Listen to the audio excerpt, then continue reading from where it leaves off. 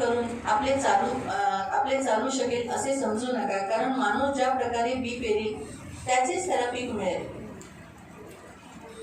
आपल्या अयोग्य इच्छा पूर्ण करण्यासाठी जो पेरतो तो दुष्टपणाचे बीज पेरी आणि त्याला खात्रीने आध्यात्मिक नाश व मरण याचे पीक मिळेल. परंतु आत्म्याच्या उत्तम गोष्टी जो पेरेल त्याला पवित्र आत्मा देत असलेल्या सार्वकालिक जीवनाचे पीक मिळेल. योग्य ते करण्याचा आपल्याला कंटाळा येऊ नये, कारण आपण निरुत्साहित झालो नाही, तो योग्य ते करण्याचे सोडून दिले नाही तर कापणी करू. थोड्याच काळानंतर आपण आशीर्वादी रूपी पिकाची कापणी करू. म्हणून शक्य त्या वेळी प्रत्येकाशी, विशेषतः आपल्या ख्रिस्ती बंधूंशी ममतेने वागण्याचा एकही संधी गमावू नका. आम्ही तिथे देवाचं वचन जे पेरण्याच्या बाबतीत म्हणजे देवाला जेव्हा आपण देतो, प्रभु को जब हम देते हैं त्यावेळेला इथं लिहिलेलं आहे कंटाळा करू नका. तभी हम कंटाला मत करें. आपण कंटाळा करू नये इथे देवाचं स्पष्टपणे वचन सांगितलेलं आहे. प्रभु कहता है कि कंटाला मत करो. आणि देण्याच्या विधीनुसार तो आपल्याला एक गोष्ट पण शिकवतोय. देने के द्वारा प्रभु एक बात सिखाता है. ते काय शिकवतो माहितीये? वो क्या बताता है? पेरणं आणि कापणी. देना और कटनी. पेरणं, बोना आणि कापणी और कटनी हे नेहमी लक्षात ठेवा. ये जरूर याद रखना. आजच्या सुरुवातीच्या आरंभाच्या पहिल्या दिवशी देव ऑफरिंगच्या द्वारे, दान दशांशच्या द्वारे पण हे पण शिकवतोय. काय शिकवतोय? वर्षभरात यापुढील सर्व आयुष्यात पेरणी आणि कापणी हे लक्षात ठेवायचं. ये पूरे साल में देना और कटनी भी है. नहीं, पूर्ण वर्ष पूरे साल में आपको याद रखना है कि क्या प्रभु आपको सिखाता है कि बहुत ख्याल से कि जब हम देने के विषय में सिखाते हैं तो बोना और कटनी ये बात हमेशा साल भर में याद रखना. तो देवाचं वचन काय सांगते इथं? प्रभु का वचन क्या कहता है? स्पष्टपणे बरोबर से. आता तुम्ही म्हणाल ह्याचं आणि ऑफरिंगच्या बाबतीत कसं काही कनेक्शन आहे? इसमें और ऑफरिंग में क्या मेलजोल है? याचं कसं काही मेलजोल, कसं काही कनेक्शन झालं? कैसा मेलजोल आहे है? ना. त्याचे स्पष्टीकरण करायच्या अगोदर मी तुम्हाला अजून एक वचन वाचवते. एक और एक वचन है. दुसरं करंथीकरांचं पत्र दूसरा करंथी अध्याय 9. अध्याय 9. दुसरं करंथीकरांचं पत्र दूसरा करंथी अध्याय 9. अध्याय 9. आणि तिथं उदार हस्ते देण्याच्या बाबतीत शिकवलेलं आहे. उधार देने से, उदार हस्ते ज्यादा देणे का, दिल से, पूरे दिल से, पूरे दिल से देने का. तर उदार हस्ते कसं द्यायचं हे शिकवलेलं आहे. दिल से कैसे देना है वो सिखाया. तर दुसरं करंथीकरांचं पत्र अध्याय 9 दूसरा करंथी अध्याय 9 आणि त्याचं 6 पासून. उसका 6 से. परंतु तुम्ही लक्षात ठेवा की तुम्ही थोडे दिले तर तुम्हाला थोडेच मिळेल. बघा, तुम्ही थोडे दिले तर तुम्हाला थोडेच मिळेल. पुढे दिले, जो शेतकरी बी पेरतो. शेवटी देण्याच्या बाबतीत काय आलं जे आपण गलेशियन्सचं पत्रामध्ये वाचलो, बी पेरतो आणि कापणी. बराबर है. हमने गलातियों की पत्री में क्या देखा था कि बोना और कटनी. यहाँ पर भी हम यही देखते. आता आपण इथे काय बघितलं? शेतकरी बी पेरतो त्याला अगदी थोडे पीक, जो शेतकरी कमी बी पेरतो त्याला अगदी थोडे पीक मिळेल, पण ज्याने जास्त पेरले त्याला जास्त पीक मिळेल. आपण किती द्यावे हे ज्याने त्याने आपल्या स्वतः मनाशी ठरवावे. ज्याची जेवढी इच्छा आहे त्यापेक्षा अधिक देण्यास त्याला भाग पाडू नका, कारण संतोषाने देणाऱ्या देवाची प्रीती असते त्याच्यावर. देव तुमच्या गरजांपेक्षा तुम्हाला अधिक पुरवण्यास समर्थ आहे. तो तुम्हाला एवढे देईल की तुमच्या गरजा तर भागतीलच, पण त्यातून आनंदाने दुसऱ्याला देण्यासाठी भरपूर शिल्लक आहे. तुम्हाला कळलं होतं इथं कनेक्शन? म्हणून बी केअरफुल या वर्षाच्या आरंभात. इसलिए बहुत ध्यान से रहो इस साल में. काय पेरता तुम्ही? क्या आप बोलते हो? गलातीकरांच्या पत्रात लिहिलेलं आहे, जसं तुम्ही पेराल तसं तुम्हाला कापणी भेटेल. गलतियों की पत्री में लिखा है जैसे आप बोगे वैसे आपको कटनी भी मिलेगा. आपण काय वाचलं गलातीकरांच्या पत्रामध्ये? गलतियों में क्या पढ़ा? इथे लिहिलेलं आहे की लक्षात ठेवा, देवाकडे दुर्लक्ष करून चालणार नाही. गलातीकर परमेश्वर की ओर अनदेखा करना चलेगा नहीं. मग काय करायचंय? इथे लिहिलेलं आहे, इंसान जो बोलता, माणूस जे बी पेरतो, इंसान जो बोलता है त्याला तसंच पीक मिळेल. उसको वैसे ही कटनी मिलेगी. आपल्या अयोग्य इच्छा पूर्ण करण्यासाठी जो पेरतो त्याला दुष्टपणाची बीज पेरेल. अपने खुद की इच्छाओं को पूरा करने के लिए बुराई होता है तो उसे क्या मिलेगा? उसे लिखा है दुष्टपणाची बीज मिळेल, म्हणजे बुराई मिळेल. हिंदी में क्या लिखा है? हाँ? हाँ? विनाश की कटणी काढेगा.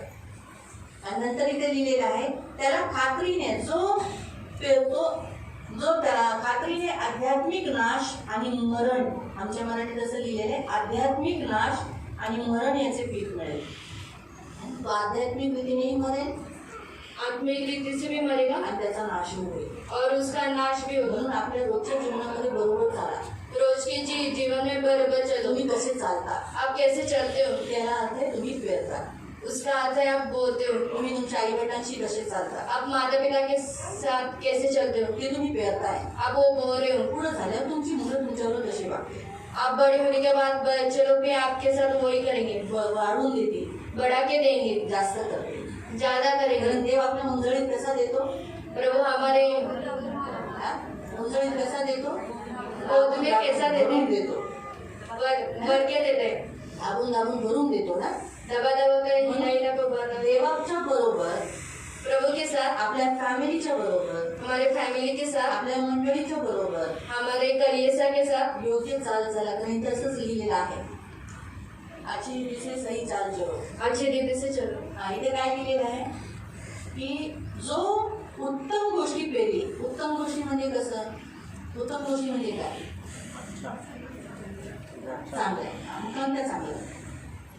उत्तम गोष्टी पेरी त्याला आध्यात्मिक रीतीने जीवन मिळेल असं लिहिलेलं आहे. उत्तम गोष्टी कोणत्या,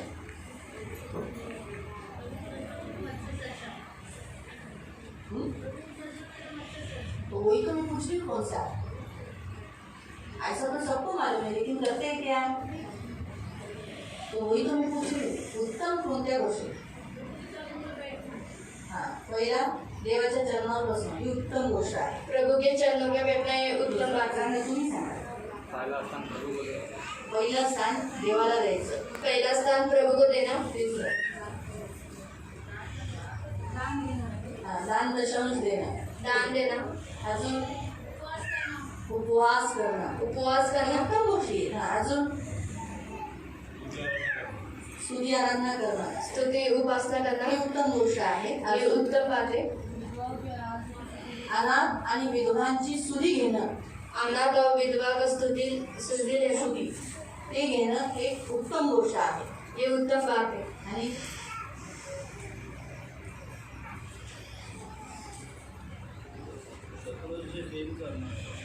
शत्रूंवर प्रेम करणं. शत्रु पर प्रेम जे जाना. आपल्याला सतवतात जो आपके सताते हैं त्यांना प्रार्थना करणं उनके लिए प्रार्थना करना है. हे देवाची इच्छा आहे. म्हणजे ही एक उत्तम गोष्ट आहे. ये उत्तम बात है. अजून बायबल वाचणं ही एक उत्तम गोष्ट आहे. बाइबल पढ़ना ये उत्तम बात है. ख्रिस्तीपणात जगणं ख्रिस्ती में जीना ही उत्तम गोष्ट आहे. ये उत्तम बात है. तुम्ही ख्रिस्ती म्हणून तुमच्या घरात जगा.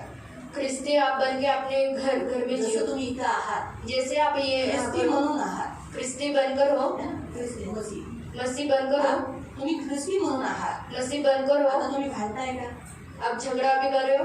तुमच्या जागेवर कोण दुसरा बसलाय तुम्हाला राग आलाय का, आपकी जगह पे आपको कोई अगर दूसरा बेटा आपको गुस्सा आया, सांगा. इथं तिथं तुम्ही बघताय का, इधर उधर आप देख रहे आता हो, कोणाला लाईन मारताय का, किसको लाइन मार रहे सांगा. हो. म्हणजे तुम्ही जे इथं करता, आता इथं तुम्ही कसं अगदी पवित्रतेने बसताय.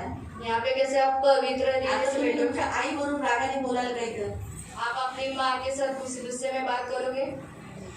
हा इथं इथे प्रेमाने झालं, इतना प्रेम से त्याची जाएंगे, बॅग उचला, उनकी बैग उठाएंगे. खरी गोष्ट आहे ना, प्रेमाने बोला. नंतर आपल्या बायकोशी तुम्ही पिपीट कराल का, अपने बीवी के साथ कट करोगे. इथे कराल का, इधर करोगे, सांगा. तिला माराल का इथे, उसको मारेंगे यहाँ पर.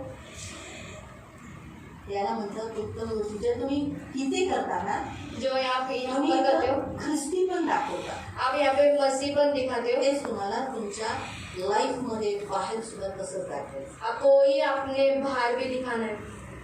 त्याला म्हणतात उत्तम गोष्टी. उसे कहते हैं ते उत्तम तुम्ही बात. पेरताय आप वो बोल रहे हो, आणि ते पेरण्यामुळे काय होईल, वो बोलने से क्या होगा. परमेश्वराचं वचन सांगतं प्रभु का वचन कहता है की जो उत्तम गोष्टी पेरेल, जो अच्छी बातें बोलेगा, जो अच्छी बातें बोलेगा त्याला पवित्र आत्मा देत असलेला, कोण देत आहे, पवित्र आत्मा. पवित्र आत्मा देत असलेल्या सार्वकालिक जीवनाचं पीक मिळेल. पवित्र आत्म्याच्या द्वारे त्याला काय मिळेल? सार्वकालिक जीवन.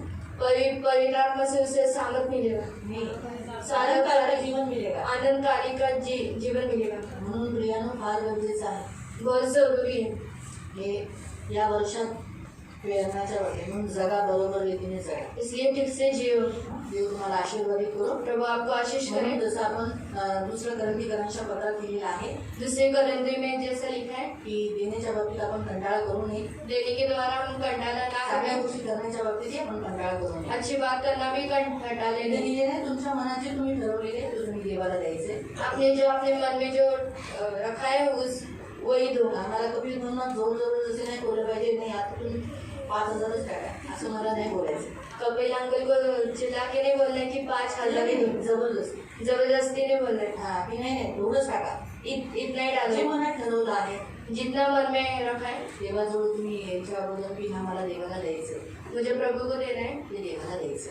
वो आप दे सकते हो. दुसरा दशांश तर आपला हा ठरवलेलाच आहे. तो मी तुम्हाला जबरदस्ती करू शकत नाही, परंतु तुमचा दशांश आहे. तुमची जेवढं उत्पन्न आहे त्याचा 10 हिस्सा. आपका जो ऊपर है उसमें से 10 हिस्सा दान दशांश है. दशांश आहे दशांश ते तुम्हाला देवाला द्यायचंच आहे. वो प्रभु को देना ही है. म्हणून आपण देवाला देऊया.